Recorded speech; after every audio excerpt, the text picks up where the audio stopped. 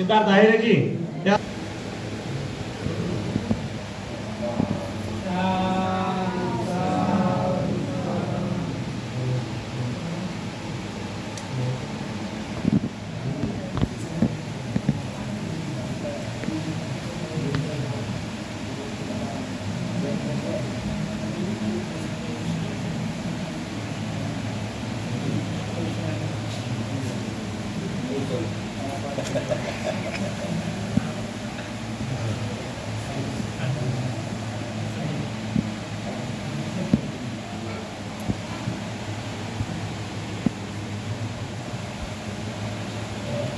वंदनीय तथागत समृद्ध तुम्हा सर्वांचे उद्धार करते भारतीय घटनेचे एकमेव शिल्पकार भारतरत्न बोधिसत्व महामानव डॉक्टर बाबासाहेब आंबेडकर यांच्या पवित्र विचाराला, यांच्या स्मृतीला, यांच्या ज्ञानाला त्रिवार वंदन करते। ज्या संस्थेच्या माध्यमातून भारत धर्माचा प्रचार आणि प्रसार होत आहे अशी तमाम बौद्धांची मातृसंस्था सोसायटी ऑफ इंडिया अर्थात भारतीय बौद्ध महासभा या संस्थेच्या महाउपासिका विलासराव आंबेडकर यांच्या 45 वर्षाच्या धर्मकार्याला वंदन करते। तसेच या संस्थेचे ट्रस्टी आणि राजकीय कार्याध्यक्ष आदरणीय भीमराव यशवंत आंबेडकर साहेब यांच्या कार्याला मी वंदन करते। तसेच भिक्खू संघाचे उपाध्यक्ष महाथेरो म्हणजे संगपालजी, तसेच त्यांचे सरचिटणीस सुमेधजी यांना मी यांना आणि यांच्या संघाला पंचांग प्रणाम करते।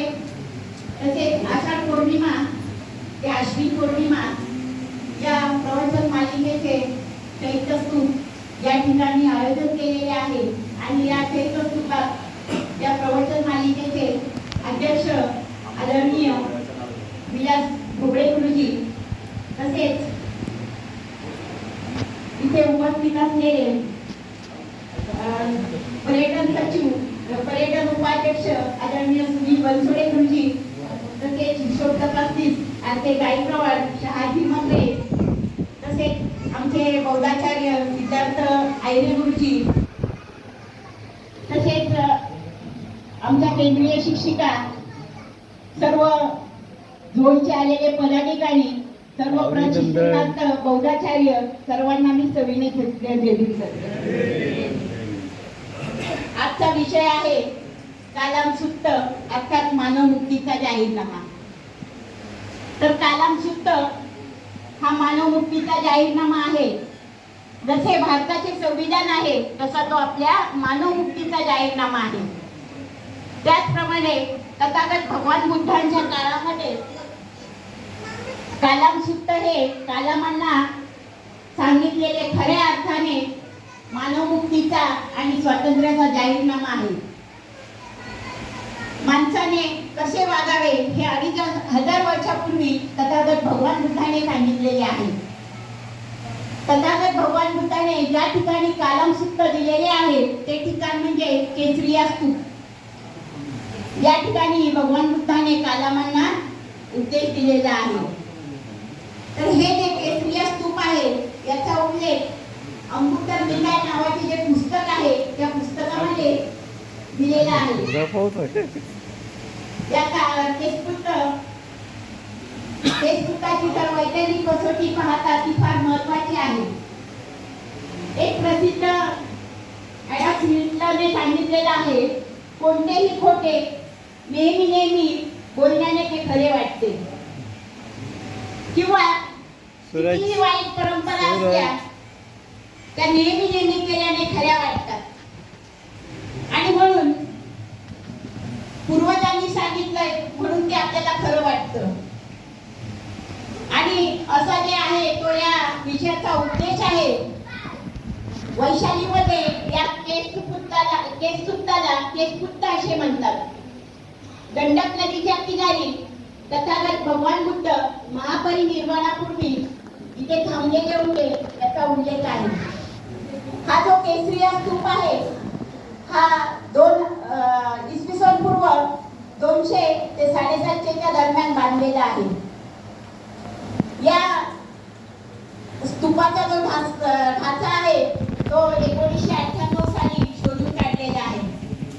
आणि आपण जेव्हा बुद्धगया पर्यटनला जातो त्यावेळेस हा स्तूप आपल्याला दाखवला जातो. जे आयोजक आहेत ते या स्तूपाजवळ आपल्याला घेऊन जातात. हा स्तूप जो आहे तो 104 फूट उंचीचा आहे. सर्वात उंच असा हा स्तूप आहे. आणि या स्तूपाच्या इथे भगवंताने कलामांना उपदेश दिलेला आहे.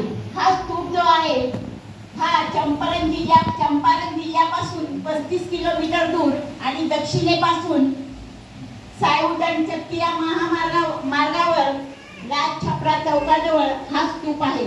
आणि या स्तूपाजवळ कलामांना उपदेश दिलेला आहे. परमपूज्य डॉक्टर बाबासाहेब आंबेडकर लिखित बुद्ध आणि त्यांचा धम्म हा जो ग्रंथ आहे या ग्रंथाचे आपण सर्वजण वाचक आहात. या ग्रंथाचा खंड 3 आणि भाग 14 पान नंबर 214 आणि 215 यामध्ये कालाम सूत्राचा स्पष्टपणे उल्लेख आलेला आहे. भगवान बुद्धाने कालामांना जो उपदेश दिलेला आहे तो यामध्ये आलेला आहे बुद्ध आणि त्यांच्या धम्मामध्ये. आणि कालाम सूत्र म्हणजे 2500 वर्षापूर्वी तथागत भगवान बुद्धाने सांगितलेलं व्यक्ती स्वतंत्र अभिव्यक्ती स्वतंत्र याचा तो जाहीरनामा आहे. रूढी परंपरा या दास्यातून मुक्त होण्याच्या प्रक्रियेला कालाम सूत्र आहे. म्हणजे या प्रक्रियेतून जे मुक्त होण्याची जी प्रक्रिया आहे ते म्हणजे कालाम सूत्र आहे. तथागत भगवान बुद्ध मोठ्या संख्येने भिक्षू संघासोबत कौशल जनपदामधून चारिका करत होते आणि जात होते. चारिका करत ते सुट्ट या नगरामध्ये आलेले आहे. आणि या केसुट्ट नगरामध्ये तथागतांचं आगमन झालेलं आहे. आणि तथागतांचं आगमन झाल्याचं त्या गावचे जे कालाम आहेत केसुट्ट नगराचे त्या कालामांना कळालेलं आहे. आणि ते त्यावेळेस तथागतांचे आगमनाची त्यांना वार्ता कळाली आणि ते कालाम तथागत ज्या ठिकाणी थांबलेले होते त्या ठिकाणी ते कालाम आलेले आहेत. तथागतांना वंदन करून ते कालाम तथागत भगवान बुद्धांच्या बाजूला बसलेले आहेत आणि सांगत आहेत की तथागत आमच्या गावी येणारे जे काही श्रमण ब्राह्मण आहेत ते आपापली मते मांडतात. आपले मत कसं श्रेष्ठ आहे असा त्याचा दावा करतात आणि दुसऱ्यांच्या मताचे ते खंडन करतात. दुसऱ्यांचे मत ही मत आहे अशी संभावना करतात. असे कालाम तथागत भगवान बुद्धांना सांगत आहे. आणि पुन्हा ते कालाम तथागतांना उद्देशून पुन्हा सांगत आहेत. त्याचप्रमाणे तथागत दुसरेही काही श्रमण ब्राह्मण आमच्या नगरामध्ये येतात. आपापल्या धर्मसमजुतीचे प्रवचन करतात, त्याचा महिमा गातात आणि दुसऱ्यांच्या धर्मसमजुतीचे खंडन करतात. परंतु तथागत दुसऱ्यांच्या धर्मसमजुतीचे निर्वर्तना सुद्धा करतात. तेव्हा तथागत भगवान आम्हाला ह्या श्रमण ब्राह्मणांपैकी कोणाचे मत सत्य आहे आणि कोणाचे मत असत्य आहे हे आम्हाला कळत नाही. म्हणून तथागत आमचे मन अनिश्चित आणि शंकाधीन झालेले आहे असे कालाम तथागत भगवान बुद्धांना सांगत आहे. आणि म्हणतात तथागत हा सर्व मतामतांचा गलबला कुणी न माने कुणाला, जो ज्या मती पडला तो म्हणे मी श्रेष्ठ. कालाम सांगतात की हा मतामतांचा गलबला आहे, कुणी न माने कुणाला, जो ज्या मती पडला तो म्हणे मी सर्वश्रेष्ठ. आणि मग तथागत आम्हाला यापैकी कोणाचे आमचे मन शंकाधीन झालेले आहे, अनिश्चित आणि शंकाधीन झालेले आहे. तेव्हा तथागत उत्तर देतात कालामांना की तुमच्या मनात शंका आणि अनिश्चितता उद्भवली याला योग्य कारण झालेले आहे आणि योग्य स्थळी तुमच्या मनात शंका उत्पन्न झालेली आहे. आणि भगवंताने त्यांना सांगितले तुमची शंका आणि अनिश्चितता म्हणजे कालामसूक्त भगवान बुद्धाने त्या कालामांना सांगितलेले आहे. तर हे कालामसूक्त पालीमध्ये कालामसूक्त हे सुत्त पिटकामध्ये अमृतर निकाय पित्त निपात बौद्ध 66 तेसमुक्ती सुत्त यामध्ये पालीचे वर्णन आलेले आहे. तर माझ्या बुद्धीने हे जे पालीचे वर्णन आहे हे 6 टप्पे आहेत आणि या 6 टप्प्यांचं माझ्या बुद्धीने मला जेवढं विश्लेषण करता येईल तेवढं मी तुमच्या समोर मांडणार आहे. तेव्हा तथागत भगवान बुद्ध कालामांना म्हणतात, हे कालामांनो, तुमच्या मनात शंका आणि चिकित्सा निर्माण व्हावी हे पर्याप्त आहे आणि म्हणून योग्य वेळी तुमच्या मनात शंका उत्पन्न झालेली आहे. आणि तथागत पुन्हा त्या कालामांना सांगतात, हे कालामांनो, केवळ ऐकल्याने नाही, पारंपरिकतेने नाही, पुष्कळ आलेल्याने नाही, धार्मिक पुस्तकात आले आहे म्हणून नाही, तर्क हेतूने नाही, न्याय हेतूने नाही, जुजवीत वितर्काने नाही, समर्व ज्येष्ठाच्या सामन्यावरून नाही. तर हे जे आहे हे वर्णन केलेले आहे. त्याप्रमाणे जर तुम्हाला कोणी सांगत असेल तर त्यावर तुम्ही विश्वास ठेवू नका. तर भगवान बुद्ध पुन्हा त्या कालामांना सांगतात की हे कालामांनो, स्वतः जाणून घ्या की हे तत्व अकुशल आहे, हे तत्व सदोष आहे. या तत्वांना विद्वान दोषी मानतात. या तत्वांचा संपूर्ण अंगीकरण सर्वांसाठी अहिताचे आहे, दुःखाचे आहे. तर अशा तत्वांना तुम्ही सर्वत्वात त्याग करा. अशा तत्वांचा तुम्ही त्याग करा. तथागत भगवान बुद्धाने सांगितलेले भगवान बुद्धाचा जो धम्म आहे, हा जो धम्म आहे हा मनाच्या मांगल्यावर आणि बुद्धीच्या कसोटीवर आधारित असा धम्म आहे. आणि त्यामुळे भगवंताने कालामांना जो उपदेश केला आहे ते 6 टप्पे आहेत. त्या 6 टप्प्यात टप्पा म्हणजे कालामसूक्त मानव मुक्तीचा जाहीरनामा आहे. तर भगवंताने पहिल्यांदा जो पहिला टप्पा सांगितला तो आहे की कोणत्याही गोष्टीवर नुसतं ऐकल्याने त्यावर विश्वास ठेवू नका. कोणतीही गोष्ट आहे त्यावर विश्वास ठेवू नका. तर आपण कोणती गोष्ट ऐकतो आणि त्यावर विश्वास ठेवतो हे भगवंताने कालामांना सांगितलं. परंतु मी माझ्या परीने माझ्या उदाहरण देऊन तुम्हाला सांगते. बघा, 5-6 वर्षापूर्वी एक स्कीम निघालेली होती की पैसे दुप्पट करून देतात. 15 दिवसात महिन्यामध्ये डबल पैसे मिळायचे आणि लोक पैसे टाकायचे त्याच्यात.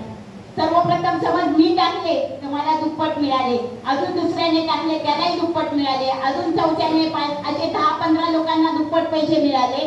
आणि त्यानंतर ज्या लोकांनी ते पैसे टाकले त्या लोकांना ते पैसे परत मिळाले नाही. कारण ज्या स्कीम वाल्याचा जो टार्गेट असतो तो पूर्ण झालेला असतो, तो आपला बाजार विस्तारा गुंडाळतो आणि निघून जातो. आणि त्याप्रमाणे म्हणून भगवंताने सांगितलेलं आहे, कोणत्याही गोष्टीवर नुसतं ऐकल्याने विश्वास ठेवू नका. दुसरं एक उदाहरण तुम्हाला देते. कोरोनाच्या काळामध्ये 2 वर्षापूर्वी कोरोना होता आणि त्या कोरोनाच्या काळामध्ये आपल्याला माहिती आहे की हा कोरोनाचा सर्व ठिकाणी हाहाकार माजलेला होता. माणूस माणसाजवळ जात नव्हता आणि कोरोना कशामुळे होत होता हे सुद्धा आपल्याला माहिती आहे. परंतु बिहार मधल्या ज्या महिला आहेत, उत्तर प्रदेशच्या, त्यांनी असं ऐकलं होतं की कोरोना हा आजार नसून ही देवी आहे आणि या देवीची पूजा केली तर हा कोरोना जातो. मग त्या महिलांनी काय केलं, एक नदी किनारी गेल्या, एक मातीची कोरोना देवी तयार केली आणि मातीची कोरोना तयार केल्याच्या नंतर त्याच्यावर लाल कपडा टाकला, हळद कुंकू टाकलं, 11 लाडू 11 लवंगा असं काही ठेवलं आणि त्याची पूजा करू लागल्या. आणि नंतर आंध्र प्रदेशात तर त्या कोरोनाचं देऊळच बांधलं आणि त्या कोरोनाची पूजा करायचा ब्राह्मण, पूजा अर्चा करायचा. परंतु त्या महिलांनी नियम पाळले नाही. त्या सर्व महिला एकत्र आल्या आणि सर्व महिला एकत्र आल्याच्या नंतर एकमेकांना सांगून त्या एकत्र आल्या आणि एकत्र आल्याच्या नंतर कोरोना तर गेलाच नाही, परंतु कोरोनाचा प्रादुर्भाव जास्त झाला आणि अशा प्रकारे नियमाचं जर पालन केलं नाही, अनेकांच्या सांगण्यावरून जर आपण त्याच्यावर विश्वास ठेवला तर आपण त्याच्यावर विश्वास ठेवू नये. विश्वास ठेवून आपल्या बुद्धीला पटेल, आपल्या बुद्धीचं जे ज्ञान आहे आपल्या ज्ञानाला जागृत करून याचा शहनिशा करायची आहे. म्हणून तथागत भगवान बुद्धाने सांगितलं की कोणत्याही गोष्टीवर नुसता सांगितल्याने विश्वास ठेवू नका. आणि दुसरा टप्पा आहे तुमच्या अनेक पिढ्याने चालत आलेल्या परंपरागत चालीरीती आहेत त्यावर तुम्ही विश्वास ठेवू नका. आता आमच्या परंपरागत चालीरीती काय आहे? तर आमच्या परंपरागत चालीरीती आता पुढच्या महिन्यात धम्मचक्र प्रवर्तन दिन आहे, परंतु आणि बाकीच्या ज्या समाजाचा आहे तो दसरा असतो आणि त्याच्या अगोदर आता त्यांचे सर्व पितृ अमावस्या वगैरे असतात त्यावेळेस कावळ्याला घास घालतात आणि त्याच्यात त्या लोकांचे जे पितृ असतात ते सर्व अगोदर असतात आणि बाकी इतरांचे अस्पृश्यांचे हे जे असतात ते अमावस्याला असतात. ही परंपरागत चालत आलेली परंपरा आहे. आणि मग आमचे लोक त्या कावळ्याला घास घालतात. आमचे जे पूर्वज मेलेले आहेत, आई वडील कोणी नातेगोत्यातले कोण जे असतात त्यांना आपण घास घालतो, कावळ्याला बाप मानतो, परंतु आपण ही परंपरागत चालीरीती ह्या बंद केल्या पाहिजे. हा कावळा सगळ्यात घाणेरडा पक्षी आहे. तो माणसाची विष्ठा खातो आणि घाण खातो आणि अशा जर कावळ्याला आपण बाप मानलं तर आम्ही कोणत्या म्हणजे कावळाच का म्हणून पाहिजे? मग त्याच्यात विषमता आली. मग तिथे समता पाहिजे आम्हाला. कोणाचा बाप मोर असावा, कोणाचा बाप पोपट असावा, कोणाची आई चिमणी असावी, तर ही विषमता आहे. तर ह्या परंपरागत आलेल्या चालीरीती ज्या आहेत त्या आपण बंद केल्या पाहिजे. हे तथागतांनी 2500 वर्षापूर्वी कालामांना सांगितलेलं होतं. दुसरं उदाहरण आहे की आपल्या घरात मुलगा विवाह योग्य झाला की त्या मुलाचं लग्न ठरतं आणि मग लग्न ठरलं, मोठा मुलगा आहे, मग लग्न ठरल्याच्या नंतर मग घरात देव नाही, मग आम्ही त्या घरातले लोक देव बनवून आणतात चांगलीचे. ते झाल्याच्या नंतर आमच्या महिला सुद्धा तिथे कुठे कमी नसतात. मग आमच्याकडे काय त्या सुवासनी जेवू घालतात आणि नंतर हळदीचा कार्यक्रम. त्या हळदीच्या कार्यक्रमामध्ये जर एवढा धांगडधिंगा असतो की तिथे चिकन बिर्याणी आली, मग तिथे चिकन बिर्याणी आल्याच्या नंतर अनेक प्रोग्राम आणि मग ते झाल्याच्या नंतर मग आपसामध्ये वाद होतात आणि आपसातले वाद मग एक दुसऱ्याचं उन्हा काढून मग तिथे भांडणं होतात. मग ही जी परंपरा आहे ती डॉक्टर बाबासाहेब आंबेडकरांनी 1956 साली आम्हाला बौद्ध धर्माची दीक्षा दिली आणि पवित्र अशा बौद्ध धर्माच्या ओटीत टाकलेलं आहे. परंतु त्याबरोबर बाबासाहेबांनी आम्हाला 22 प्रतिज्ञा सुद्धा दिलेल्या आहेत आणि त्या 22 प्रतिज्ञामध्ये आपली एक प्रतिज्ञा आहे की मी हिंदू धर्माच्या कोणत्याही देवदेवतेस मानणार नाही किंवा त्याची पूजा करणार नाही किंवा ज्या जुन्या चालीरीती आहेत त्याचा मी त्याग करतो आणि बौद्ध धर्माचा स्वीकार करतो. परंतु आमचे बांधव फक्त लग्नाला, वाढदिवसाला, मेल्याच्या नंतर तेव्हाच बौद्ध होतात आणि बाकीच्या वेळेत सर्रास अंधश्रद्धेच्या कार्यक्रम पार पडतात. आणि म्हणून तथागत म्हणतात की जुन्या चालीरीती आहे त्यावर विश्वास ठेवू नका. आपल्या बुद्धीला जे पटेल, आपल्या ज्ञानाला जे पटेल, आपल्या बुद्धीवर विश्वास ठेवा आणि त्या मताने तुम्ही वागा, असं तथागत भगवान बुद्धाने 2500 वर्षापूर्वी सांगितलेलं आहे. नंतर तिसरं जे आहे, तिसरं उदाहरण आहे. यामध्ये भगवान बुद्ध त्या कालामाना सांगतात, अनेक बोलतात, कित्येक लोक त्याचा प्रचार प्रसार करतात, म्हणून त्यावर विश्वास ठेवू नका. अनेक जण काय बोलतात त्याचं सुद्धा आपण एक उदाहरण पाहूया. अनेक जण असा प्रचार प्रसार करतात की आमच्या घरात जर कोणी आजारी झालं तर आम्ही डॉक्टरकडे जातो. डॉक्टरकडे गेल्याच्या नंतर आम्हाला एवढाही धिंड नसतो की 1-2 दिवस आम्ही औषध घेतल्याच्या नंतर पुन्हा दुसऱ्या डॉक्टरकडे जातो. त्याच्याकडे 1-2 दिवस औषध घेतो आणि मग काही लोक येतात आमचे नातेवाईक किंवा इतर कोणी, जे ते येतं, तू काय डोळे झाकून बसलात, कोणत्या तरी देवऋषाला दाखवा, असे अनेक जण सांगतात. आणि मग आम्ही सुद्धा अंधविश्वास ठेवतो आणि एखाद्या देवऋषाकडे जातो. देवऋषाकडे गेल्याच्या नंतर तो देवऋषी मग सांगतो की तुम्हाला तुमच्या घरातलं कोणीतरी करणी केलेली आहे आणि आम्ही त्यावर विश्वास ठेवतो. आपसामध्ये वाद निर्माण करतो आणि वाद निर्माण केल्याच्या नंतर आम्ही एक दुसऱ्याचे वैरी बनतो. आणि म्हणून जे डॉक्टर आहेत ते 5 वर्ष प्रशिक्षण घेतात आणि 5 वर्षानंतर 2 वर्षाची इंटर्नशिप असते आणि हे 2 वर्षाची इंटर्नशिप पूर्ण केल्याच्या नंतर तो डॉक्टर बाहेर येऊन रुग्णांना तपासतात, रुग्णांचा इलाज करतात. मग आम्ही अशा वैज्ञानिक याच्यावर का बरं विश्वास ठेवू नये? आम्ही बाकीच्या गोष्टीवर का विश्वास ठेवू नये? अनेक सांगतात म्हणून आम्ही ऐकतो. तर हे तथागतांनी सांगितलेलं आहे आपल्याला, अनेकांच्या गोष्टीवर विश्वास ठेवू नका. नंतर आहे एक उदाहरण सांगते छोटंसं. 4 दरोडेखोर असतात आणि त्यांना त्या दिवशी सावधच मिळत नाही आणि मग ते सावध टिपण्यासाठी ते काहीतरी प्लॅनिंग चाललेलं असतं आणि तेवढ्यात एक शेतकरी, त्यांच्या गावची बाजार असतो आणि त्या बाजारामध्ये तो गेलेला असतो, गरीब शेतकरी असतो.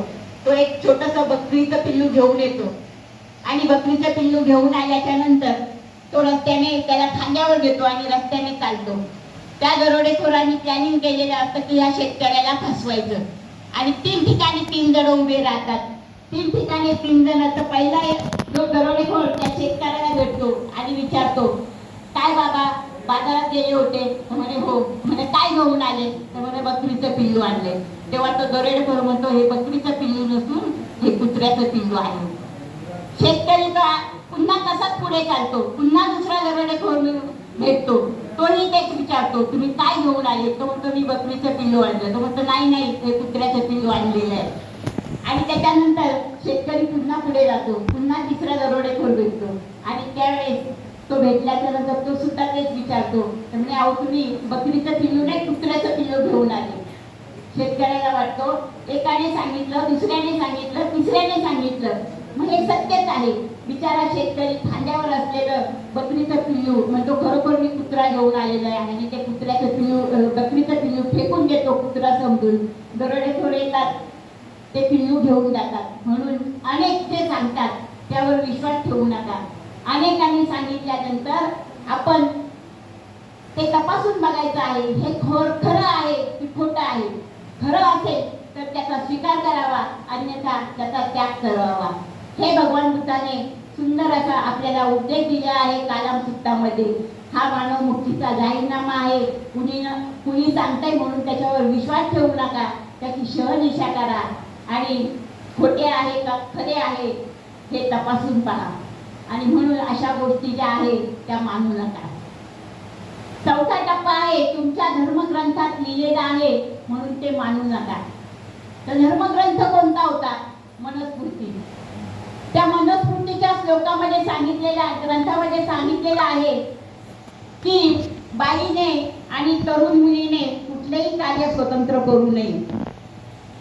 श्लोक 147 मध्ये लिहिलेला आहे, स्त्रीने लहानपणी वडिलांच्या बंधनात राहावं, तरुण वयात पतीच्या बंधनात राहावं आणि म्हातारपणात मुलांच्या बंधनात राहावं.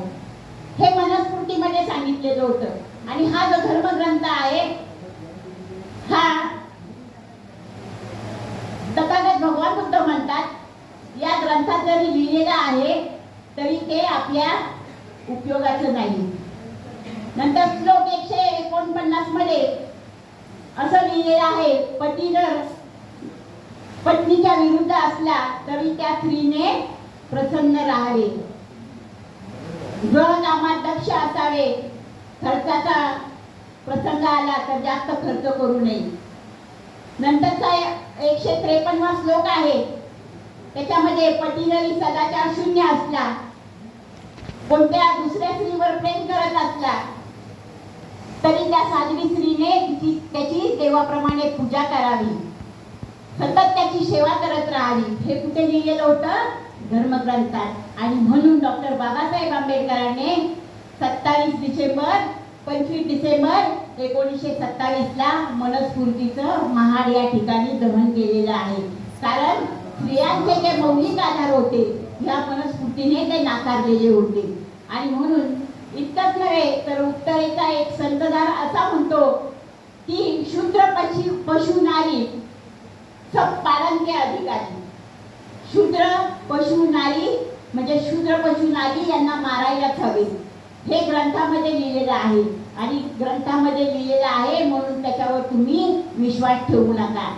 2500 वर्षापूर्वी तथागत भगवान बुद्धाने सांगितलेलं आहे. आम्ही कोणत्याही गोष्टीवर पटकन विश्वास ठेवतो, कारण हा जो विषय आहे हे जे उदाहरण दिले तर तो विषय समजतो. कारण तथागत भगवान बुद्ध आणि त्यांच्या धम्मामध्ये 2 पानावर तो विषय आलेला आहे आणि तो सहजासहजी पटकन आपल्या लक्षात येत नाही. आणि म्हणून दुसरं एक आनंद घन नावाचं प्रकरण आहे. राजश्री शाहू महाराज यांच्या काळामध्ये चातुर्मास चालायचा, परंतु आपल्याकडे आता वर्षावास चालू आहे. आणि त्या चातुर्मासामध्ये त्यावेळेस पोथी पुराण लोक लावायचे. आपल्याकडे वर्षावासाचे प्रवचन चालू असतात आणि तो चातुर्मास चालू होता. आणि त्या चातुर्मासाच्या काळात शाहू महाराजांची पत्नी लक्ष्मीबाई ही शाहू महाराजांना म्हणते की मला या चातुर्मासात पोथी लावायची आहे. शाहू महाराज त्यांना विरोध करतात, परंतु त्या शाहू महाराजांची पत्नी शेवटी राणीसाहेब शाहू महाराजांच्या आईकडे जातात आणि आईकडे गेल्याच्या नंतर ते त्यांना सांगतात की मला पोथी लावायची आहे. आणि मग त्या आईसाहेब सांगतात शाहू महाराजांना की जाऊ दे का, तिला लावायची आहे तर पोथी लावू दे. त्यावर शाहू महाराज म्हणतात जर लावायचंच असेल तर मस्त पुराण लाव. आणि मस्त पुराण शाहू महाराजांच्या घरात चालू झालं. आणि त्या काळात शाहू महाराज लंडनला निघून गेले. रोज एक अध्याय याप्रमाणे ब्राह्मण यायचा आणि तो अध्यायाचं वाचन करायचा. असं म्हणता म्हणता 70वा अध्याय आला आणि त्या काळात शाहू महाराज सुद्धा लंडनवरून परत आले. शाहू महाराज लंडनहून परत आल्याची सर्वांना आनंद झाला. आणि 70वा अध्याय आहे म्हणून शाहू महाराज म्हणाले की आपल्याही पदरात थोडंसं पुण्य पडेल म्हणून आपणही थोडंसं हा अध्याय ऐकावा. आणि सकाळी लवकर आटपून तो ब्राह्मण आला.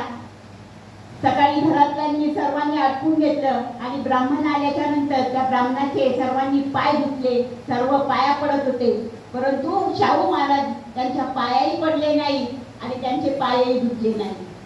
आणि नंतर पोथीला सुरुवात झाली. 70वा अध्याय चालू झाला.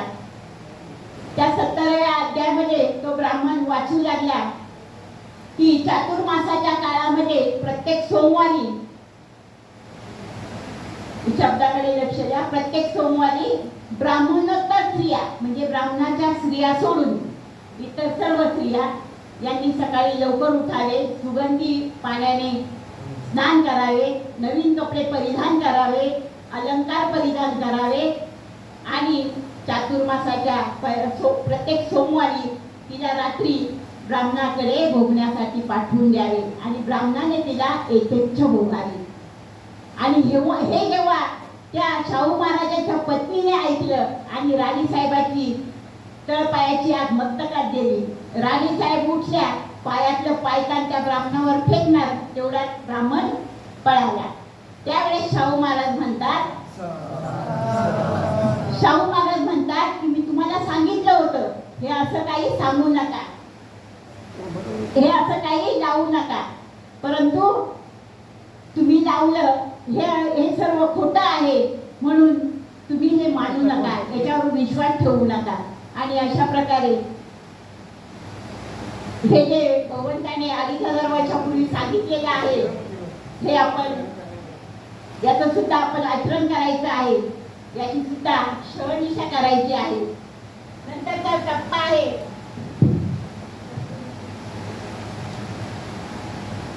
आणि हे जे मी तुम्हाला सांगितलेला हा जो उतारा आहे, हा मस्त पुराणातील 70वा अध्याय हा मी तुम्हाला सांगितलेला आहे, अनंतनाथ या पुस्तकात आहे.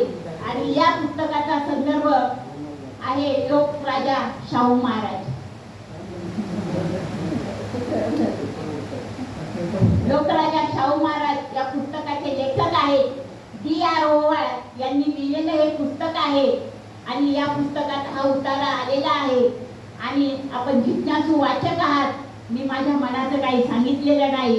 जे पुस्तकात मला मिळालं ते मी आपल्या समोर मांडलेलं आहे. आणि म्हणून तुमच्या धर्मग्रंथात लिहिलेलं आहे. म्हणून एखाद्या गोष्टीवर तुम्ही विश्वास ठेवू नका. हे धर्मग्रंथात असं लिहिलेलं होतं आणि ते सगळं खरंच असतं असं आपण मानू नका. आणि म्हणून डॉक्टर बाबासाहेब आंबेडकरांनी या मनस्फूर्तीचं दहन केलेलं आहे.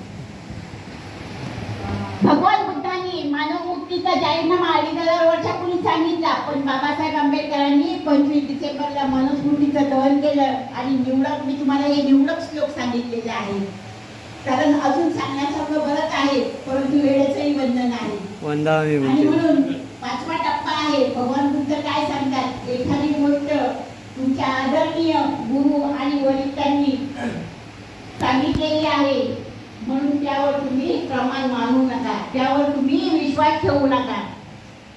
तर काय सांगितलं आहे गुरुने, आणि गुरुने सांगितलं आहे म्हणून त्यावर विश्वास ठेवायचा नाही. या गोष्टीची तुम्ही कसोटी लावली पाहिजे, कारण जोपर्यंत तुम्ही कसोटी लावत नाही तोपर्यंत तुम्हाला त्या गोष्टीची परिस्थिती येत नाही. आणि म्हणून आता जे तुमचं प्रशिक्षणार्थी जे बौद्धाचार्य आहे आणि तुमचं हे प्रशिक्षण पूर्ण झालेलं आहे आणि सर्व जे प्रवचनकार तुम्हाला लाभलेले आहेत, ज्यांनी तुम्हाला सुंदर असे विषय दिलेले आहेत, परंतु त्या विषयात आपण कुठे काही कमी आहे का याचं आपण वाचन करायचं आहे. कारण प्रत्येक जण प्रत्येकाच्या बुद्धीने सांगत असतो आणि त्याच्यात आपल्या बुद्धीला चालना देऊन आपण पण ते लगेच स्वीकारून नसून ते खरं आहे की खोटं आहे याची जिज्ञासा करायची असते. आणि म्हणून मी जरी तुम्हाला हे प्रवचन दिले तरी सुद्धा तुम्ही सुद्धा याची शहनिशा करा की या ताईने खरं सांगितलं की खोटं सांगितलंय. आणि म्हणून आपण प्रत्येक गोष्टीची शहनिशा करायची. वरिष्ठांनी गुरुनी सांगितलं म्हणून तुम्ही मानू नका. तर गुरुने काय सांगितलेलं आहे, गुरु कसे असावे, गुरु आमचे डॉक्टर बाबासाहेब आंबेडकरांसारखे असावे, गुरु आमचे तथागत भगवान बुद्धांसारखे असावे. नाहीतर पूर्वीचे गुरु होते अर्जुनापेक्षा एकलव्य कसा श्रेष्ठ हे करण्यासाठी हे मानण्यासाठी ज्यावेळेस गुरु द्रोणाचार्य म्हणजे अर्जुनापेक्षा श्रेष्ठ धनुर्धर होऊ नये म्हणून गुरु द्रोणाचार्य आणि अर्जुन हे रस्त्याने चाललेले होते. आणि त्या रस्त्याला त्यांच्या मागे कुत्रा भुंकत चाललेला होता. आणि तो कुत्रा ज्यावेळेस भुंकत चालला हे एकलव्याने पाहिलं. आणि एकलव्य हा एवढा बाणामध्ये तरबेज होता की त्याने असा काही बाण सोडला की त्या कुत्र्याच्या जिभेच्या आरपार बाण गेला. कुत्रा पण मेला नाही, परंतु त्या कुत्र्याचं भुंकणं बंद झालं. आणि हे गुरु द्रोणाचार्य आणि अर्जुनाने पाहिलं. आणि अर्जुनाने द्रोणाचार्याला प्रश्न विचारला की असा कोणता धनुर्धर आहे, तुम्ही त्याला कशी विद्या दिलेली आहे. त्यावेळेस द्रोणाचार्य म्हणतात, मी ही विद्या कोणालाही दिलेली नाही, मी फक्त तुझ्याशिवाय कोणाला विद्या दिलेली नाही. आणि त्यावेळेस तो कुत्रा ज्या ठिकाणी पडलेला होता त्या ठिकाणी अर्जुन आणि द्रोणाचार्य त्या दिशेने चाललेले आहेत. गेले तिथे तो कुत्रा शांत बसलेला होता आणि एकलव्य तिथे उभा होता. एकलव्याने द्रोणाचार्याला पाहिलं, गुरुला वंदन केलं. आणि गुरुला वंदन केल्याच्या नंतर तो गुरुला म्हणतो, गुरु तुमच्या विद्येमुळे मी आज एवढा पारंगत झालेलो आहे.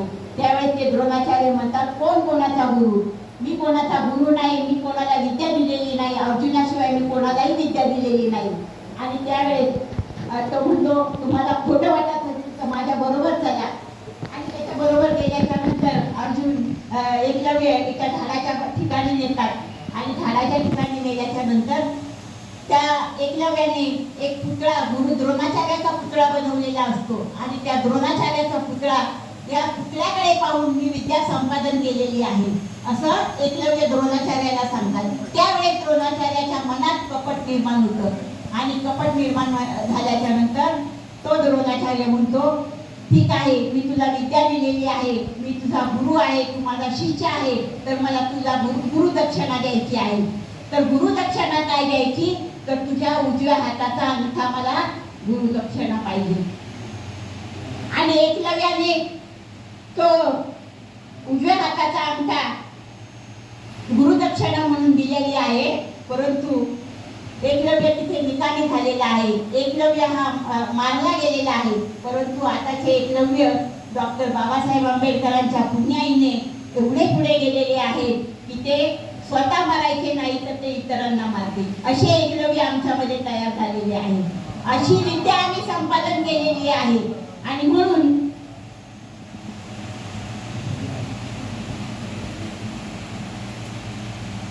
हे सांगत असताना कोणत्याही गुरुने सांगितलं म्हणून आपण ऐकायचं नाही, त्यावर आपण विश्वास ठेवायचा नाही. आणि असं हे गुरु द्रोणाचार्याचं आणि एकलव्याचं उदाहरण आहे. परंतु आम्ही आमचे डॉक्टर बाबासाहेब आंबेडकर आणि भगवान बुद्ध यांच्या व्यतिरिक्त कोणाचेही विचार आत्मसात करू नये. इतर ग्रंथ वाचा, त्याचा अभ्यास करा आणि त्याच्याशी तुलनात्मक अभ्यास बाबासाहेबांनी केलेला आहे सर्व धर्मांचा. आणि या सर्व धर्मांचा अभ्यास करून आपल्याला बौद्ध धर्माच्या ओटीत टाकलेला आहे. आणि म्हणून आम्ही सुद्धा वाचक असावं.